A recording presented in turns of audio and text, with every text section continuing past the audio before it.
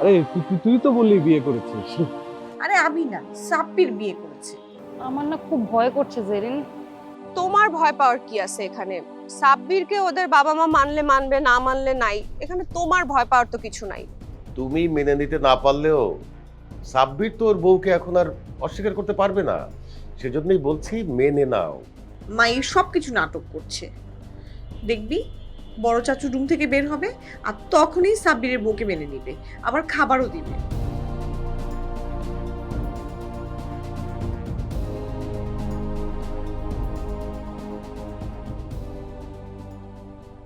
এই মাকে সালাম করো।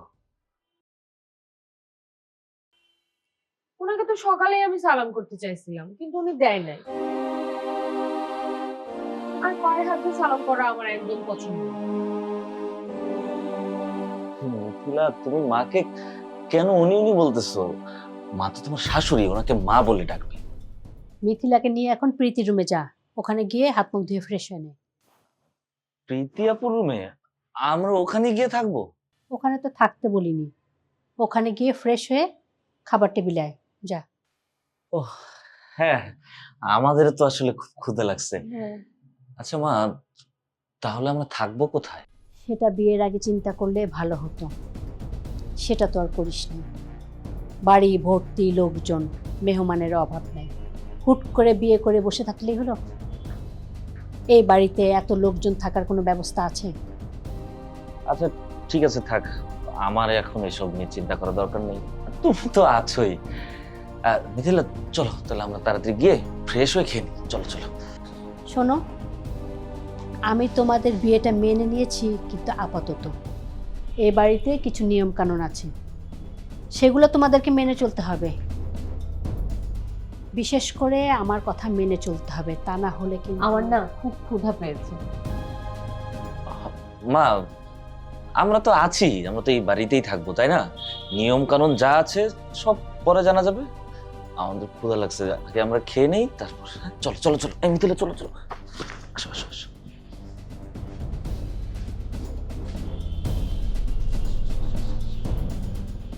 সাব্বিরটা তো বেয়াদব আছেই, বউটাও কম না।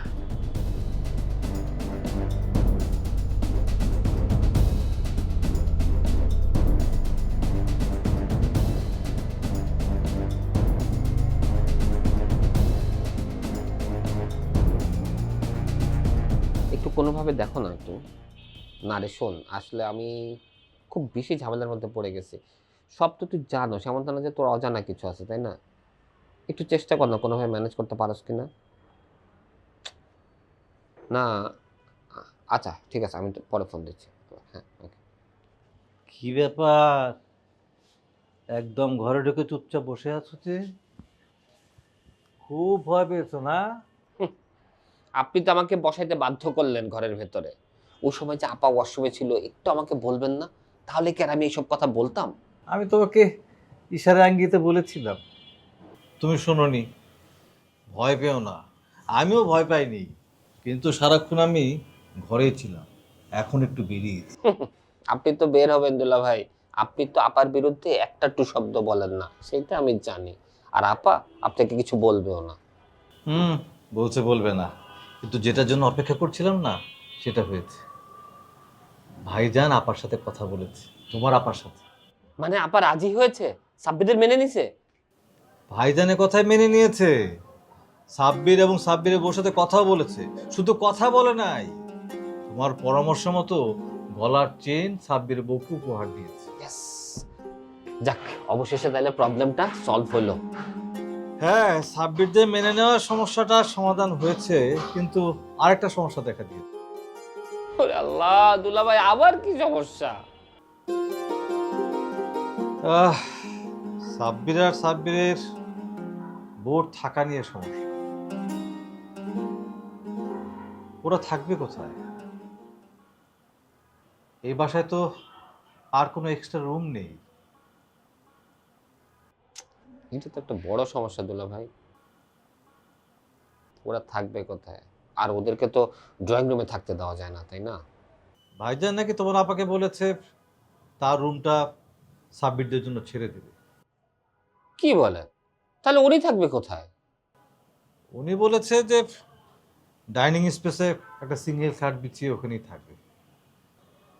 সো তাই না, সে বলেছে সাব্বিরকে তার রুমের জিনিসপত্র সব বের করে ডাইনিং স্পেসে দিয়ে দেওয়ার জন্য। না না দুলা ভাই, এইটা হয় নাকি? একটা কাজ করে দুলা ভাই, আমি না হলে ড্রয়িং রুমে চলে যাই। আমি যে কটা দিন থাকবো সোফায় শুয়ে নিতে পারবো, শুধু রাতটুকুরই তো ব্যাপার, দিনের বেলা তো কাজে কর্মে বাইরেই থাকি। আরে তুমি গেলেই তো রুমটা খালি হয়ে গেল না? রুমটা কবিরের, তো কবির থাকবে কোথায়? তা অবশ্য ঠিক, কবির সাথে একটু পরামর্শ করা যায় না ব্যাপারটা নিয়ে? হ্যাঁ, কবির তো বাসায় নেই। ও বাসায় থাকলে ওর সঙ্গে না একটু পরামর্শ করা যেত। ওকে একটা ফোন দিয়ে দেখেন না, একটু কথা বলে দেখেন। আমি ওই ফোনে ট্রাই করেছিলাম, কিন্তু ওর ফোনটা বন্ধ পাচ্ছে অনেকক্ষণ ধরে।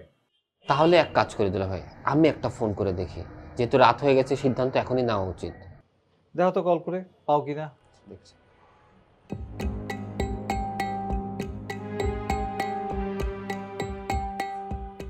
দুলা ভাই ওর ফোন তো বন্ধ। হয়তো চার্জ নেই, ফুরিয়ে গেছে। তোর ফোন তো কখনো বন্ধ করে না, কিন্তু ওর সাথে তো এখনই জরুরি কথাটা বলা দরকার। কি করা যায়? দেখি, কিছুক্ষণ অপেক্ষা করে দেখি।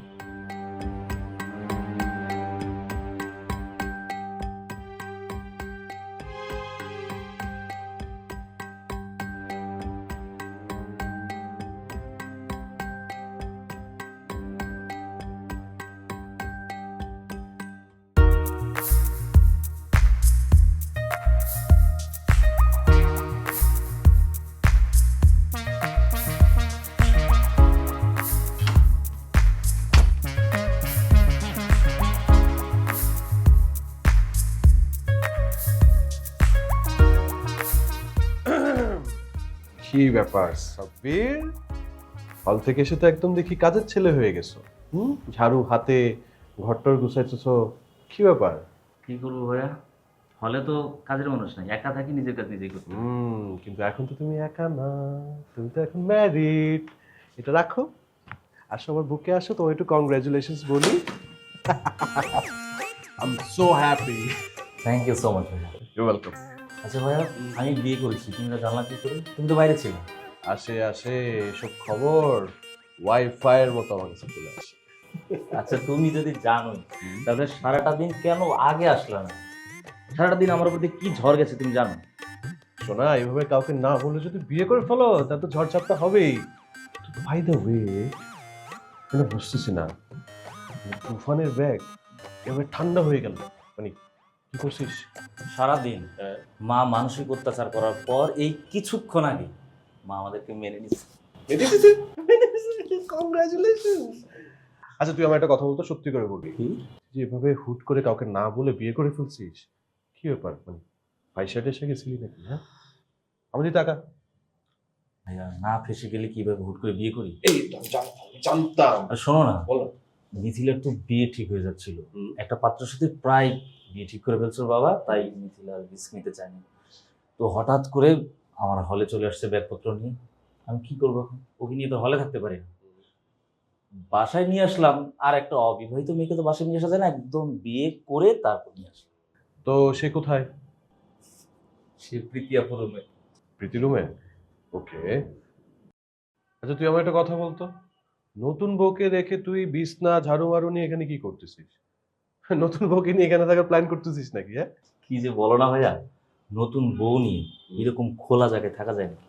তাহলে তাহলে কি আর, বড় চাচার রুমের জিনিসপত্র এখানে এনে গোছগাছ করছি। বাবার রুমের জিনিসপত্র এখানে আনছিস কেন? বাবার রুমে কি হয়েছে? সেটা তো আমি জানি না।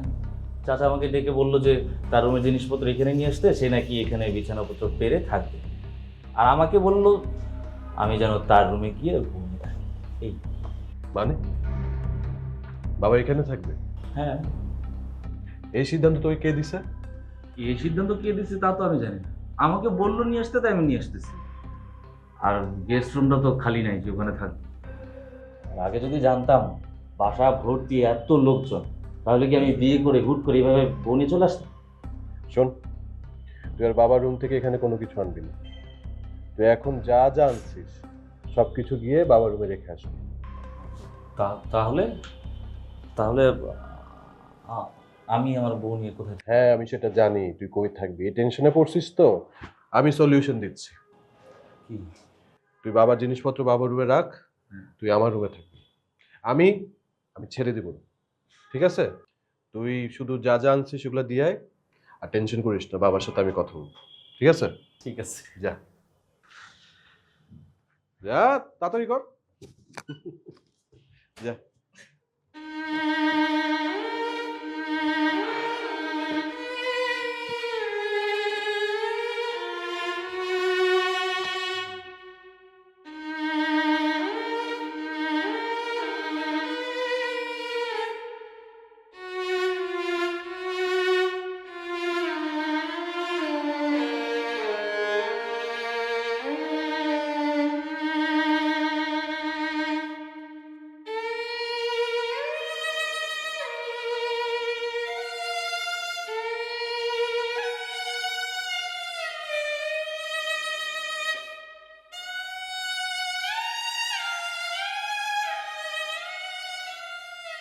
তুমি এত সকাল সকাল?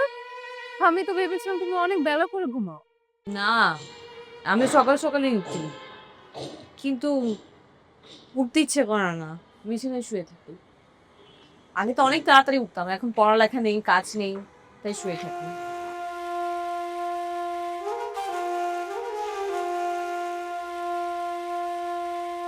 ওর কি অবস্থা বল ঘুমগুলো? আমার ঘুম তো ভালোই হয়েছে, তুমি ঘুমাওনি কেন? টেনশনে আছি। টেনশন? মামি তো এখন সাবির ভাইকে মেনে নিয়েছে, এখন আবার কিসের টেনশন? সাব্বিরকে নিয়ে না, আমি আমাকে নিয়ে একটু টেনশনে আছি। টেনশনের কারণটা কি জানতে পারি? এখন না জানলে কয়েকদিন পর ঠিকই জানতে পারবি। কি আমার কাজিন, তুই জানলে কোনো সমস্যা নেই। আসলে আমি আমার সম্পর্কটা নিয়ে কি চিন্তায় আছি। হ্যাঁ, গত রাতেও তুমি জেরিনকে কিছু একটা বলছিলে আকারিং দিকে, আমি না ওরকম তেমন কিছু বুঝতে পারিনি কথা। আসলে আমি একজনকে ভালোবাসি, সেও আমাকে ভালোবাসে। দ্যাটস গ্রেট, দুজন দুজনকে ভালোবাসো, টেনশনে কি আছে? টেনশন তো আছেই, কারণ শুধু ভালোবাসলে তো হবে না, পরিণতি নিয়েও তো ভাবতে হবে। ভালোবাসার পরিণতি তো ভালো হবারই কথা। ভালোবাসো, কিছুদিন পর বিয়ে শাদী করে ঘর সংসার করবে, এই তো, আর কি? আরে আমাদের বিয়ের সময়ই পার হয়ে যাচ্ছে, এটা নিয়েই টেনশনে আছি। সময় পার হয়ে যাওয়ার কি আছে, সময়তে ধরে বেঁধে চলে। সাব্বির ভাইয়ের মতো তুমিও বিয়ে করেছো। বললে কি আর বিয়ে করা যায়? আর সবার পরিস্থিতিও তো এক না। আচ্ছা, তোমার পরিস্থিতি এখন কিরকম? খুবই ভয়াবহ, খুবই খারাপ। আমি যাকে বিয়ে করব, সে তো কোনো ব্যবস্থাই করতে পারছে না। কিসের ব্যবস্থা করবে? এই তো বিয়ের পর আমাকে কোথায় রাখবে, কি খাওয়াবে, কিভাবে কি করবে, কোনো কিছুরই ব্যবস্থা করেনি। আমার মার কাছ থেকে সময় নিয়েছে 6 মাসই। 6 মাসের মধ্যে আর কয় মাস বাকি? সময় বাকি নিলে প্রায় শেষ, কিন্তু এখনো কোনো কিছুই করতে পারেনি, একটা চাকরি পর্যন্ত ঠিক করতে পারেনি। তাহলে তো অনেক বিপদ। হুম, বিপদ। ভাবছি ওর সাথে আজ দেখা করতে যাব, বলবো আমাকে এই অবস্থাতেই বিয়ে করতে। আচ্ছা, তুমিও কি বিয়ে করে এ বাড়িতেই উঠবে?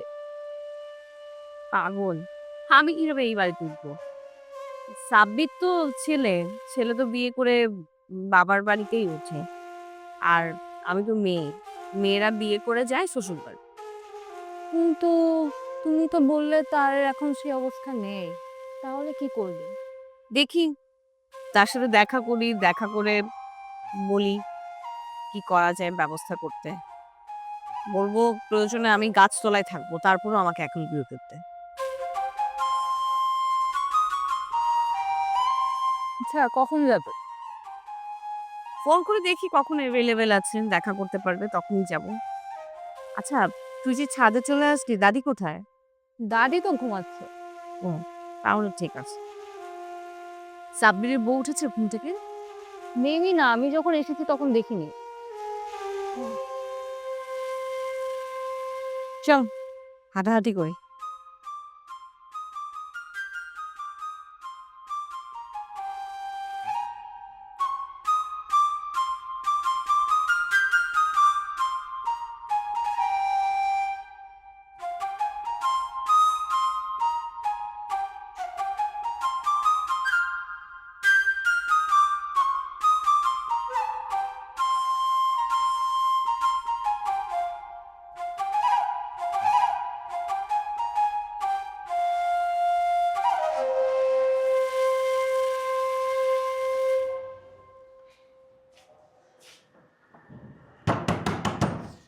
সাব্বির, সাব্বির,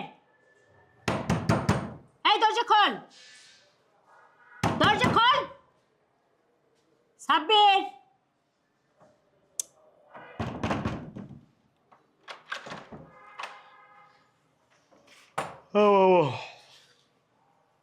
কি ব্যাপার মা, সকাল সকাল এরকম জোরে জোরে দরজা ধাক্কাচ্ছ কেন? বাড়ি থেকে ডাকাত টাকাত পড়ছে নাকি? জোরে কোথায় ধাক্কাইলাম? সবাইকে যেভাবে ডাকি তোকেও তো আমি সেভাবেই ডাকলাম। তোমার ধাক্কাধাক্কি সম্পর্কে তোমার নিজের কোনো আইডিয়া আছে? এইভাবে ধাক্কাধাক্কি করলে পাহাড়ও ধসে পড়বে। আচ্ছা ডাকতেছিলে কেন বলো? কয়টা বাজে সকাল এখন? এইভাবে বসে বসে বোর সাথে গল্প করলে হবে?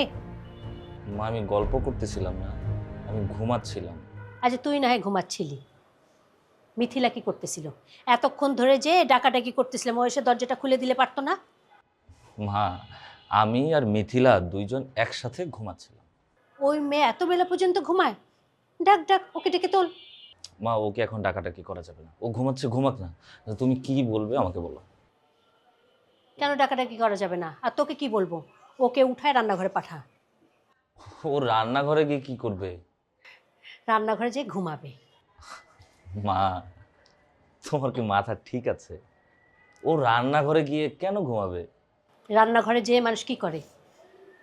হ্যাঁ, এটাও আবার জিজ্ঞেস করিস রান্নাঘরে যেয়ে কি করবে? রান্নাঘরে যেয়ে কাজ করবে। যা, ওকে উঠায় রান্নাঘরে পাঠা। মা মিথিলা এখন ঘুমাচ্ছে, ওকে এখন ডাকা যাবে না। কেন ডাকা যাবে না? তুই তো আমার ছেলে, তুই কোনো মহারাজাও না আর ও কোনো মহারানীও না, তাহলে কেন ওকে ডাকা যাবে না? মা প্লিজ সকাল সকাল এরকম উল্টাপাল্টা কথা বলা শুরু করে দিও না তো। আমি উল্টাপাল্টা কথা বলি না, উল্টাপাল্টা কথা তোরা আমাকে বলাস। এখন বেলা কয়টা বাজে? ওকে তাড়াতাড়ি উঠায় রান্নাঘরে পাঠা। আরে সংসার কাজকর্ম তো শুরু করতে হবে, রান্না বাড়া করতে হবে না? উঠায় দে।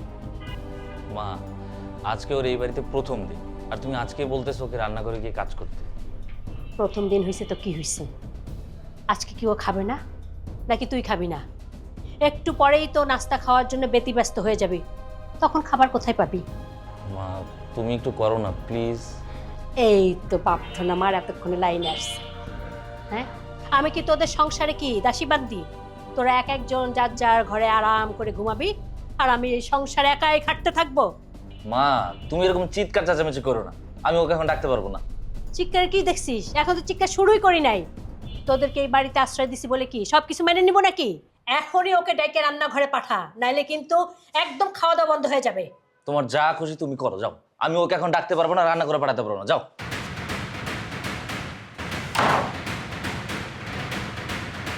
তোর এত বড় সাহস, তুই আমার মুখের উপর দরজা লাগাই দিস?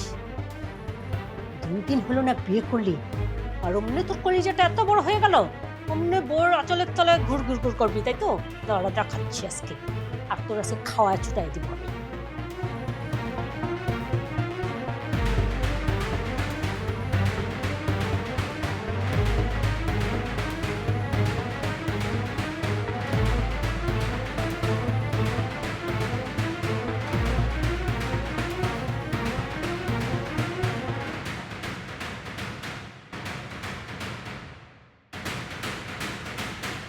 ও দুলা ভাই, হ্যাঁ কি ব্যাপার? আজকে কি সরকারি ছুটি নাকি?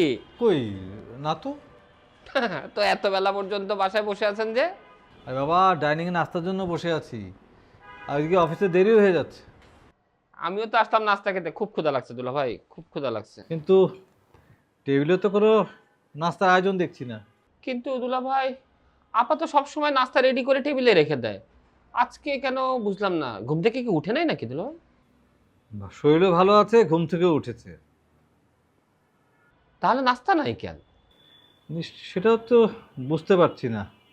নিশ্চয়ই এখানে কোনো ঝামেলা আছে দুলা ভাই, না হলে তো এরকম হওয়ার কথা না। সেটাই, তোমার আপার মন মর্জি বোঝা খুব মুশকিল। তুমি এক কাজ করো, যাও তো তোমার আপাকে যে বলো নাস্তা দিতে। না দুলা ভাই, আমি পারবো না। আমি কাল থেকে আপা থেকে দূরে দূরে থাকছি, সামনে যাচ্ছি না ভয়ে। কিন্তু আমার তো অফিসে দেরি হয়ে যাচ্ছে, কি করি বলো তো? একটা প্ল্যান আছে দুলা ভাই, চলেন আজকে শালা দুলা ভাই দুজনে যে বাইরে নাস্তা করি জমতে। আরে না না, বাইরে তেল পরোটা খেলে পরে আমার সমস্যা হয়। আমার অনেকক্ষণ না খেয়ে থাকলে তো আমার গ্যাস্ট্রিকের প্রবলেম দুলা ভাই। আচ্ছা ঠিক আছে, চলো আজকে বাইরে যেয়ে নাস্তা করি। তোমার আপার জ্বালাতন সহ্য করাচ্ছে, তেল পরোটা খাওয়া অনেক ভালো। আপনার তেল পরোটা খাইতে হবে না দুলা ভাই। মা ডেকে গেছে তো কি হয়েছে? বিরক্ত করিস না তো, যা সর। ওর না লক্ষ্মী শোনা, ফোন করবি না একদম, সর তো। তুমি যে বয়ফ্রেন্ডের সাথে দেখা করতে যাচ্ছ, তুমি কি অনেক এক্সাইটেড? কেন, তোর কি মনে হয়? আমার তো তোমাকে দেখে সেরকমই মনে হচ্ছে যে তুমি খুবই এক্সাইটেড। তোমার কি আর কোনো ড্রেস আছে নাকি এক কাপড়ে চলে আসছো? আচ্ছা, আপনি আমাকে এইভাবে অপমান করে কথা বলছেন কেন? এখানে মান অপমানের কি হলো? মান অপমানের কিছু নেই।